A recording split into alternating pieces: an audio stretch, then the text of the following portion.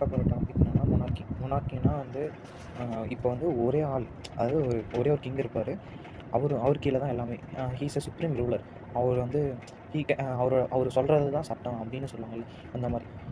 அவர் சொல்கிற, அதாவது இப்போ அவருக்கு ஏற்ற மாதிரி சட்டத்தை வளச்சிக்க முடியும். அப்புறம் மொனார்க்குன்னும் போது இப்போ இப்போ எப்படின்னா, இப்போ அந்த 3 சொல்லுவாங்க, லெஜிஸ்லேட்டிவ், எக்ஸிக்யூட்டிவ், ஜுடிஷியரி.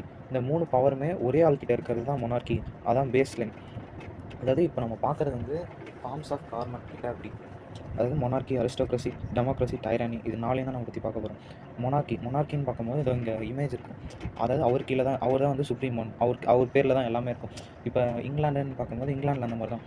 அதாவது என்ன தான் வந்து இப்போ இருக்க இங்கிலாண்டில் வந்து கிங்ஸ் வந்து கிங் வந்து ஒரு ஆக்டிவ் ரூலராக இல்லைனா, அதாவது அவங்க வந்து ஒரு ஆக்டிங் ரூலர், அதாவது சும்மா பேருக்குன்னு ஒரு ரூலராக அப்படி இருக்கிறதுனாலும் அவங்க பேரில் தான். அதாவது இப்போ ஒரு பேர் இருக்குது.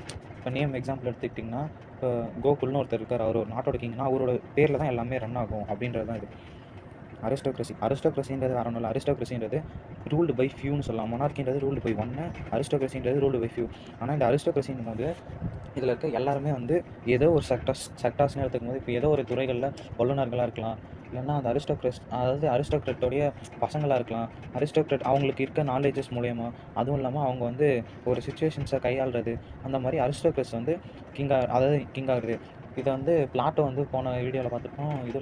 அதாவது அந்த வீடியோவில் என்ன சொல்லியிருப்போம்னா, அதாவது பிளாட்டோ வந்து ஃபிலாசபர்ஸை கிங்காக சொல்லியிருப்போம். ஃபிலாசபர்ஸ் தான் வந்து ஃபஸ்ட்டு இருந்த அரிஸ்டோக்ரட்ஸ். ஏன்னா அவங்க வந்து அவங்க எழுப்புகிற கேள்விலாம் வந்து ரொம்ப சிந்திக்கத்தக்கதாக இருக்கும், அந்த மாதிரி. அப்புறம் வந்து டெமோக்ரஸின்றது வேறு ஒன்றும் இல்லை. இது வந்து ruled by many. The power which is in the hands of people. அதாவது பீப்புள் நினச்சாங்கன்னா அவங்க வந்து ஒருத்தரை இது பண்ண, அதாவது ஒரு கிங்கை உருவாக்கவும் முடியும். அந்த கிங்கை வந்து அவங்களுக்கு பிடிக்கலன்னா இறக்கவும் முடியும்.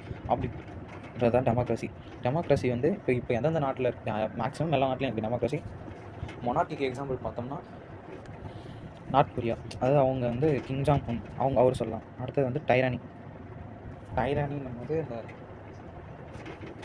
இப்போ வந்து அதில் வந்து ஒரே ரூலர் இருப்பார். இதில் வந்து சப்ரஷன் இருக்கும். அப்போஷன் வந்து கிங்குக்கு எதிராக வைக்கவே முடியாது. அதுக்குன்னு தனியாக ஒரு மிலிட்ரியோ, அதாவது இதுக்கு நல்ல எக்ஸாம்பிள் வந்து நாசிசம், ஃபாசிசம் சொல்லலாம். ஏன்னா வந்து சப்ரஷன் அண்ட் அப்போஷன், அதாவது அவங்களுக்கு எதிர்ப்பு தெரிவிக்கிறவங்கள அவங்க வந்து அப்படியே சப்ரஸ் பண்ணி அடக்கி வச்சுருவாங்க.